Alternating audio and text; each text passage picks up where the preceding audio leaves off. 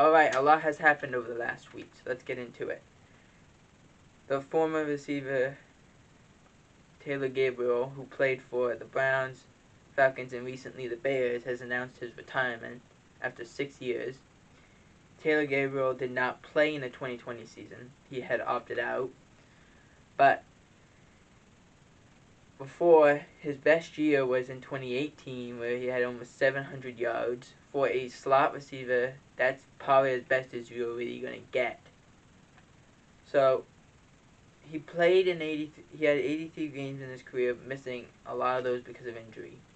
So, congrats, Taylor Gabriel, on a great career, and hopefully you're happy in the next venture of your life. Some more interesting news: Bryan Anger, the former punter of the Houston Texans, who was drafted by the Jacksonville Jaguars, signs with the Dallas Cowboys on a 1-year deal worth $1.2 million, $357,000 guaranteed. And this was a deal that everyone thought, why would they do it? But then you realize there's no guaranteed money really involved. So they can cut him. This basically just tells you he's going to be in competition for the job with the punter that the Cowboys already have in Hunter Nicewander, who had a really good season last year once he took over for the injured Chris Jones. But Bryan Anger had a good season too. He was in the top 5 for punt yards average. But he had hurt his quad earlier in the year, and it kind of bothered him through the whole year. So it's going to be interesting, but competition is good in the NFL. We'll just have to wait and see what happens. The Bengals and Giovanni Bernard have mutually parted ways. This is kind of like what happened with the Matthew Stafford thing with the Detroit Lions, where he's like, hey, we're going to mutually part ways. I'm not playing for you anymore. But if you can trade me somewhere where I want to go, okay. But if you can't, I want you just to cut me so I can go where I want to go. This is basically what the Bengals are doing with Giovanni Bernard. And according to reports, a few teams are interested in his services. Giovanni Bernard reminds me of James White. Even though he's a little older, he still makes you that much better. He's not really a running back. More of a receiving back, but he does give you opportunity in space. We'll have to wait and see what happens moving forward, but I would be very interested if I was a general manager.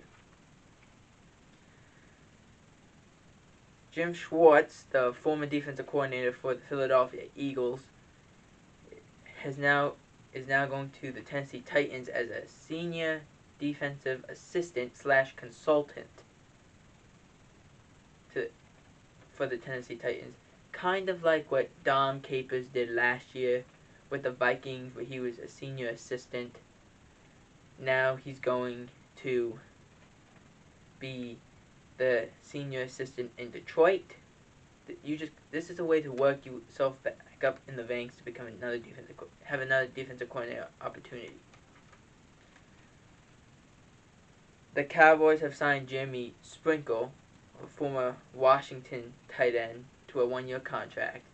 And this move was because Jeremy Sprinkle is a really good blocking tight end.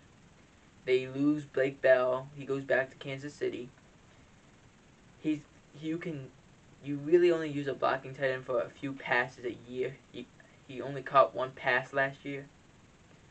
But it's more for running situations. And that's what the Cowboys need to do. They need to run the ball more and keep these games close.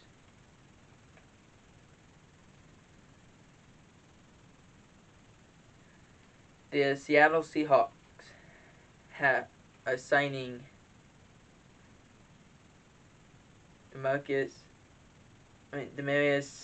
Randall to a 1-year deal. But he's going to play cornerback. If you remember, he got drafted by Green Bay. He played corner. He went to Seattle. He played corner. Then he went to Cleveland, and he got moved to safety because they thought he was getting older and he couldn't run anymore. But now he's going back to Seattle to play corner again. This was a cheap deal and just needed to happen. Carl Joseph is going to reunite with the Raiders as he signs a 1-year contract. And he played most of his career in Las Vegas.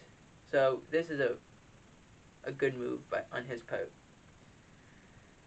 The Cleveland Browns are expected to sign Jadeveon Clowney and await his second visit with the team, which is going to happen on Tuesday. Jadeveon Clowney, the Browns were in the Jadeveon Clowney sweepstakes last year before he went to Tennessee and had an awful year. Now he's going to be able to play with Olivier Vernon and Myles Garrett, not putting all the pressure on Clowney, which is a good move on his part if that's where he was expected. If that's where he goes. We got some great news on Caleb Farley, the cornerback in the draft from Virginia Tech. He went to Indianapolis for the combine checkups, even though there was no combine. You need to get your checkups done in Indianapolis.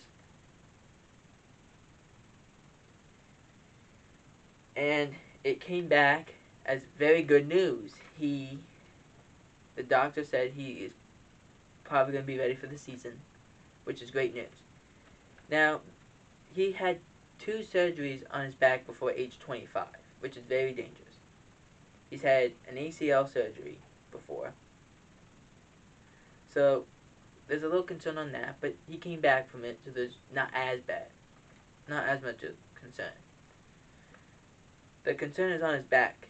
His first surgery, he had done that to relieve back spasms.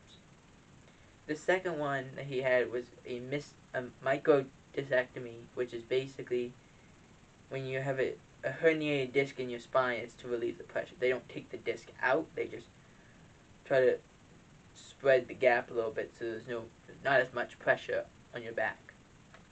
But if everything goes well, everyone thought he was going to maybe slide out of the first round. If the great news keeps on coming, he's probably not going to. He's probably going to be a top 20 pick, which would be great for him. The Eagles, again in the news, as a report came out that the Eagles' dysfunction led to Peterson's criticism and demise. And I do agree with that. Let's split this apart.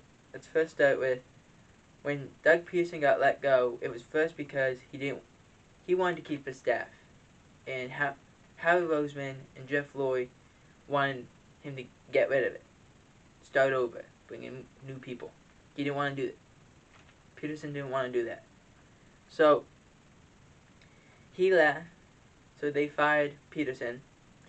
But at that time, it's like they were never prepared for that kind of move. Because when Peterson got fired, they were like, oh, we need a head coach.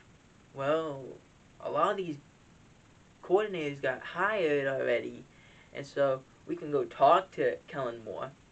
Good move. He's in the division. But then they started making some weird moves, like let's talk to the running backs coach. Why? I don't know. Let's go talk to the Cowboys special teams coach, John Fossil. I don't know why.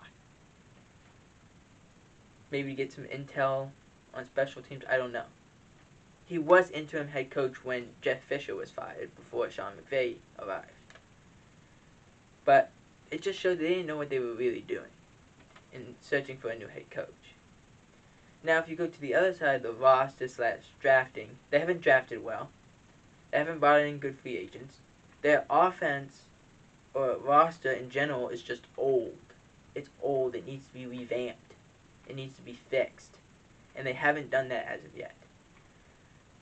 So, half the blame goes on Doug Peterson and his play calling. Half the blame goes on to Harry Roseman not building a roster that is youthful and that's talented.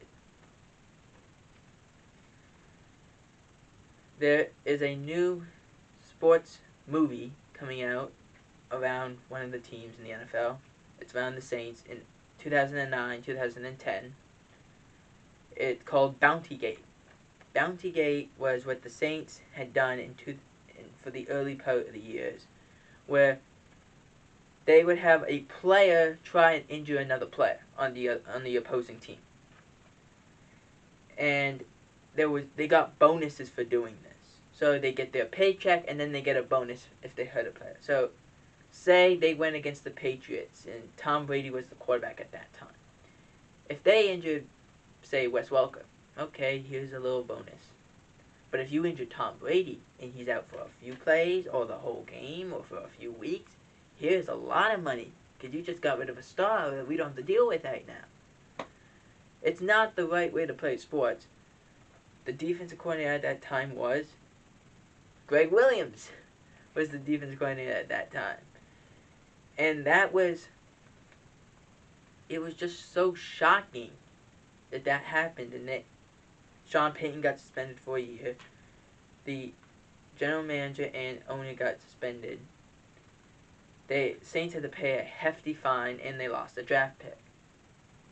They could have lost more. They got off easy. But this was ridiculous, to be able to go and say, hey, you injured somebody, here's some money, because you just did that, and you gave us an advantage. It's not how sports are supposed to be played. But hopefully this movie gives more insight. We only know so much about Bountygate. Hopefully this gives us more insight into what really was going on inside that locker room. James Conner is expected to visit the Arizona Cardinals, and it seems like the Arizona Cardinals are starting to make a super team. They lost Kenyon Drake, but now bringing in James Conner would be very interesting. We'll see what happens. And finally, John Madden on Saturday turned 85, so that is amazing, because that only happens so many times in the world that you can make it to 85. And I have some news that John Madden was one of the only coaches to coach 10 years and have a win percentage of over 700. Now it goes up to, if you have it, say you go a whole year, you don't lose a game, you're at 1,000 for a win percentage. He had .759, so basically he won every time he would lose, he won 8 games before that. So it's like he would win 8 games before he lost a game. That's how crazy this was. And then he had one more thing when he was talking about his former broadcast partner, and Pat Summerall, who he was with when they were in CBS together and when they were at Fox together. He explained that Pat Summerall was John Wayne and Walter Cronkite. Now, Walter Cronkite was a broadcast journalist in the 60s to early 80s. John Wayne was the actor in all those Western shows and movies. He was in the movie The Alamo, and his nickname was Duke, and so he was a big part of all those movies from the 30s to even the mid to late 70s. That's the best way you can explain Pat Summerall. But John Madden, also, he's one of the only broadcasters, I think he is the only one, but he's one of the only ones, to ever call a Super Bowl for CBS, Fox, ABC, and NBC. No one else has done that. And now that ABC gets to have a Super Bowl this year, or in a few years due to this new TV contracts, that is still very well possible that he's going to be the only one that's going to be able to do this. But what do you guys think? Should AJ Bouye have signed with the Panthers, and should Jadeveon Clowney sign with the Browns? You decide.